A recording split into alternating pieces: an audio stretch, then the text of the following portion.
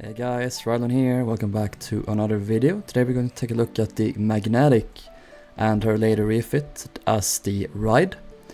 So of course Magnetic was one of the first White Star tenders ever built, and she was launched in 1891, and she served a very long time, like 40 years, more than 40 years. I think she was decommissioned in 1935. So she saw it all almost of the White Star line.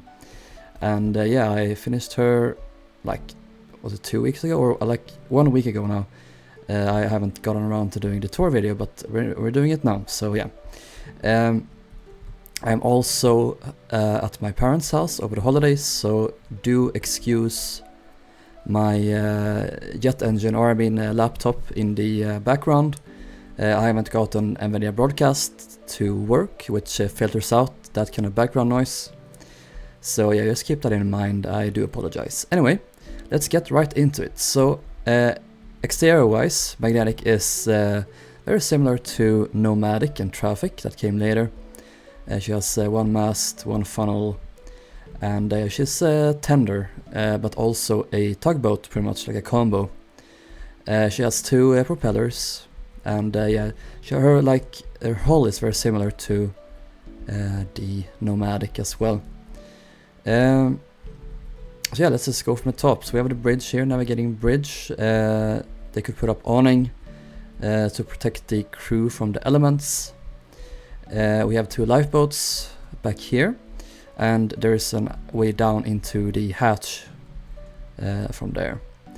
Then on the deck below, you have the captain's room here. I labeled this as office originally, but this would have probably been the captain's room. So I'm going to do like a fix, an update to this map eventually. We'll see when it happens.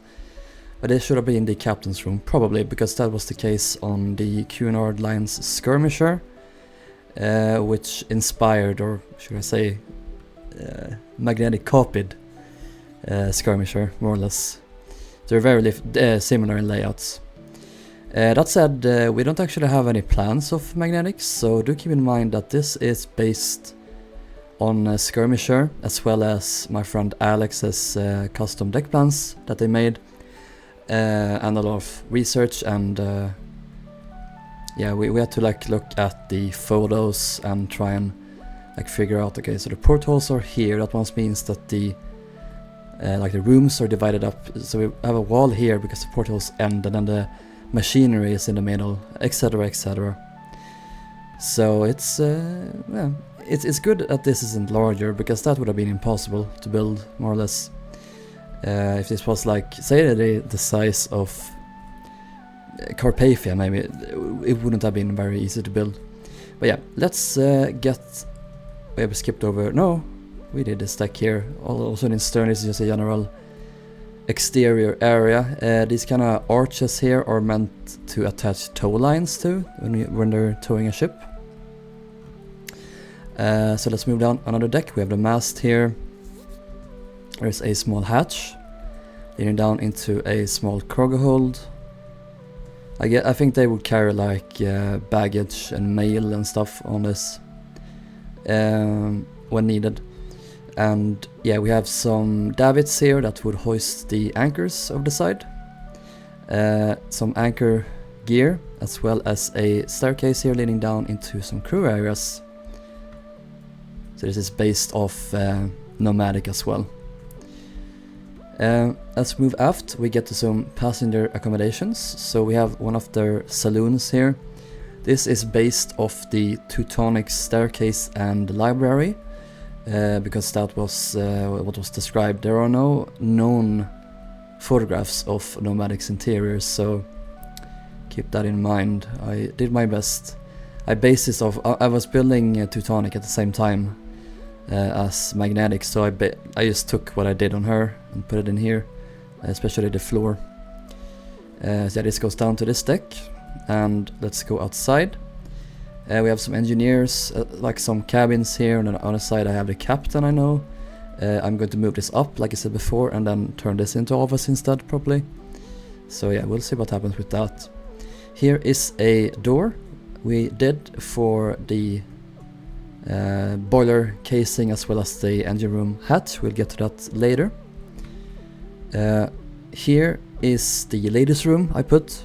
There was a ladies' room aboard, probably, I'm not exactly sure, but Nomadic had one, and it stands to reason that there would have been one here as well.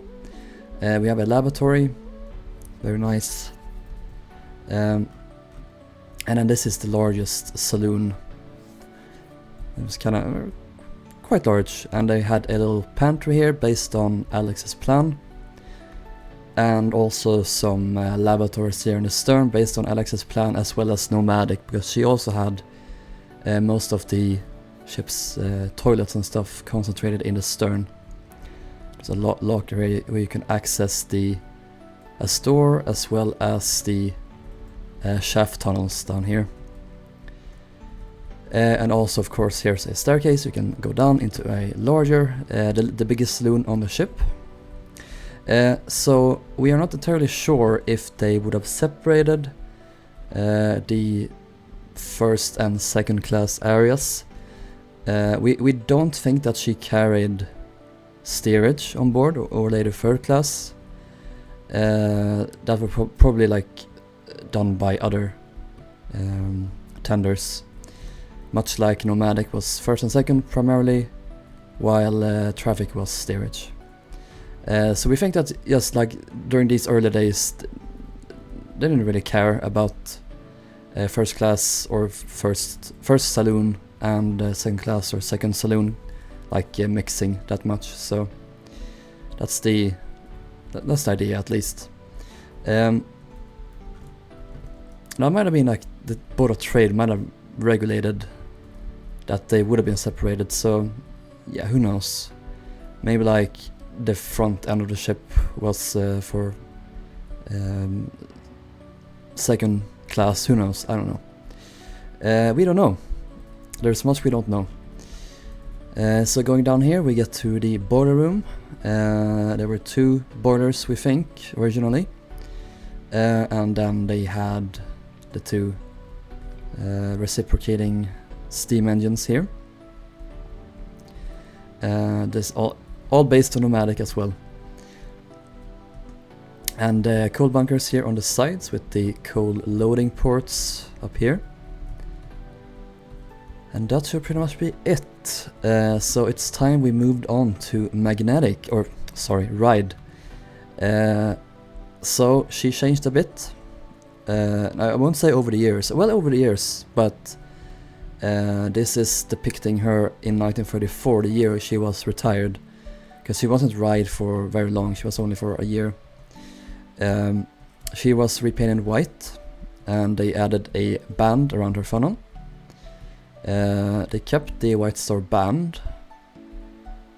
I forgot what the company is. The White Star Line sold Magnetic to, but yeah, they kept the White Star Line flag. You can see it in photos. It's really weird. Maybe it was like they kind of leased it out. Who knows? Not me. I don't know anything. Anyway, they kind of put this awning up around the railings on these 2 upper decks.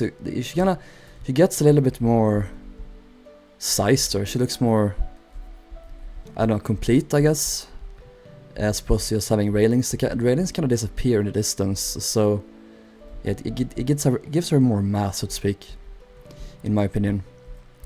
Other than that, they likely, I would say, we're not entirely sure, but they likely changed her interiors to be more like the Celtic, because they refitted her around the turn of the 20th century. So I based this off of Celtic's staircase and her lounge or library, I think I did.